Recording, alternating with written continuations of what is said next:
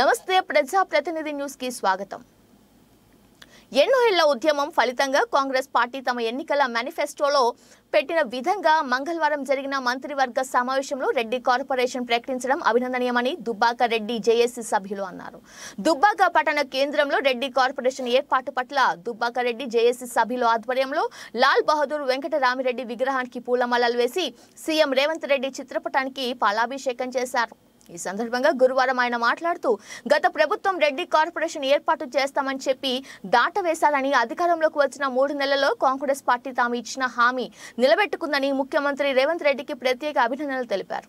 సుమారు 10 ఏళ్ల నుండి గ్రామ, మండల, జిల్లా, రాష్ట్ర స్థాయిలో రెడ్డి కార్పొరేషన్ సాధనకు సభలు, సమావేశాలు పెట్టి రెడ్లలో ఐక్యత తీసుకురావడం జరిగిందని, ఎన్నో ఇబ్బందులు కూడా నిరుపేద రెడ్లు అనుభవించారు అని, మా అందరి పోరాట ఫలితంగా కాంగ్రెస్ పార్టీ రెడ్డి కార్పొరేషన్ ఏర్పాటు చేస్తూ నిర్ణయం తీసుకోవడం ప్రతి రెడ్డి బిడ్డకి గర్వకారణమన్నారు.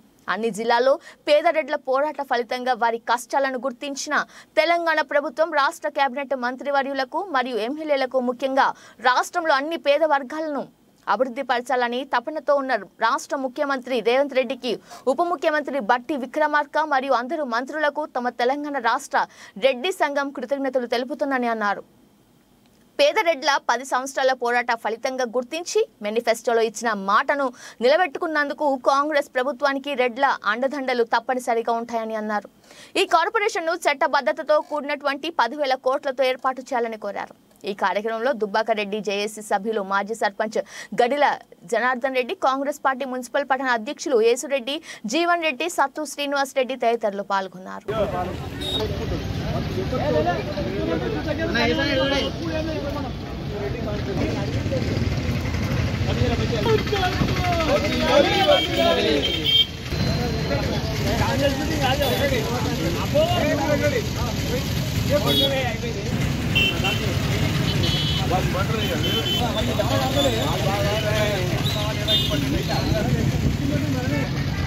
అనేది చూడండి.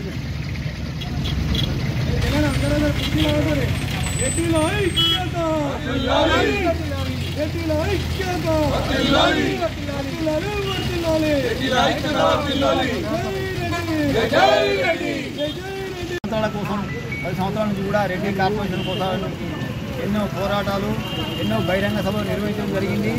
గత ముఖ్యమంత్రి రెడ్డి కార్పొరేషన్ ప్రకటిస్తానని చెప్పి హామీని నిలబెట్టుకోక తనంతలో తానే కూటమి నుంచి తప్పుకున్నట్టయింది. అదేవిధంగా రేవంత్ రెడ్డి కూడా పలు సభల్లో రెడ్డి కార్పొరేషన్ కాంగ్రెస్ అధికారంలోకి వస్తే ఏర్పాటు చేస్తున్నాడు. ఇచ్చిన మాట ప్రకారం కార్పొరేషన్ ఏర్పాటు చేసినారు కాబట్టి వారికి పార్టీల అధికారంగా కూడా అందరము కృతజ్ఞతలు, ధన్యవాదాలు తెలియజేస్తాము. సాధారణంగా దుబ్బాక మండల రెడ్డి పక్షాన రేవంత్ రెడ్డి గారి కూడా చేయడం జరిగింది. తెలంగాణ ఉద్యమానికి ఎడ్లుగా మారి ఉద్యమానికి చేయూతనిచ్చి తెలంగాణ రాష్ట్ర సాధనకు పోరాటం చేసినటువంటి రెడ్లను, పేద రెడ్లకు కార్పొరేషన్ ఏర్పాటు చేస్తానని చెప్పేసి పలు సభల్లో గర్వంగా చెప్పినటువంటి మాజీ ముఖ్యమంత్రి ఏమీ చేయకపోగా నేడు ఇచ్చిన మాటకు కట్టుబడి కాంగ్రెస్ పార్టీ ముఖ్యమంత్రి రేవంత్ రెడ్డి గారు రెడ్డి కార్పొరేషన్ ఏర్పాటు చేయడానికి ముందుకొచ్చిండు. ఈరోజు రెడ్డి కార్పొరేషన్ ఏర్పాటు చేసినందుకు దుబ్బాక రెడ్డి సంఘం ఆధ్వర్యంలో ఆయనకు కృతజ్ఞతలు తెలియజేస్తా ఉన్నాం. జై రెడ్డి.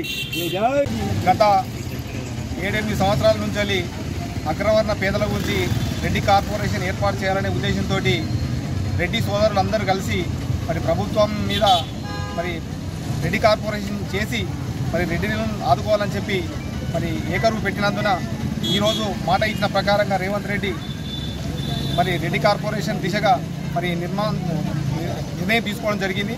మరి అందుకు ఆయన కృతజ్ఞత ఈరోజు పాలాభిషేకం చేసి దుబ్బాక రెడ్డి సభ్యుల మందరికి పాలాభిషేకం చేయడం జరిగింది. జై రెడ్డి.